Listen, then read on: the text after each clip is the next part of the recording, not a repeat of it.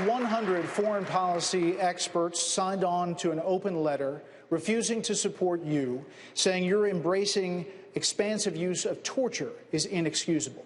General Michael Hayden, former CIA director, NSA director, and other experts have said that when you ask the U.S. military to carry out some of your campaign promises, specifically targeting terrorist families and also the use of interrogation methods more extreme than waterboarding, the military will refuse because they've been trained to turn down and refuse illegal orders. So what would you do as Commander-in-Chief if the U.S. military refused to carry out those orders? They won't refuse. They're not going to refuse me, believe me. But they're illegal. Let me just tell you, you look at the Middle East, they're chopping off heads. They're chopping off the heads of Christians and anybody else that happens to be in the way. They're drowning people in steel cages. And now we're talking about waterboarding. This really started with Ted. A question was asked of Ted last 2 debates ago about waterboarding. And Ted was, having a hard time with that question, to be totally honest with you. They then came to me, what do you think of waterboarding? I said, it's fine. And if we want to go stronger, I'd go stronger too. Because frankly, that's the way I feel.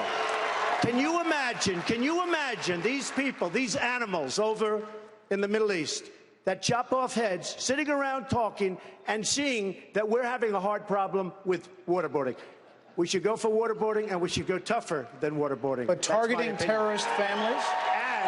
And I'm a leader. I've always been a leader. I've never had any problem leading people. If I say do it, they're going to do it. That's what leadership is all about. Even targeting terrorist families?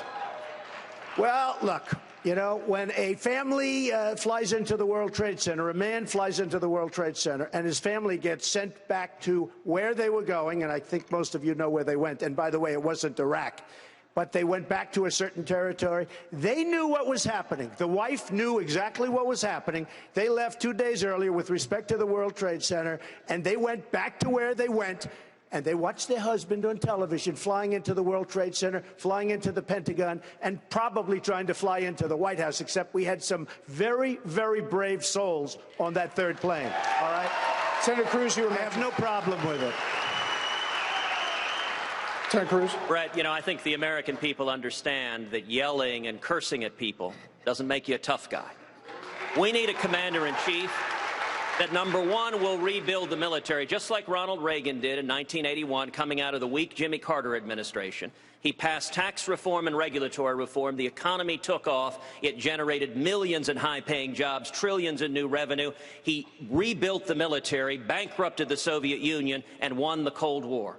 As president, I will do the exact same thing with radical Islamic terrorism. We will rebuild this military so that it remains the mightiest fighting force on the face of the planet. And then, when I am commander-in-chief, every militant on the face of the earth will understand that if they go and join ISIS, if they wage jihad against the United States of America, they are signing their death warrant. Senator Cruz, in 2013,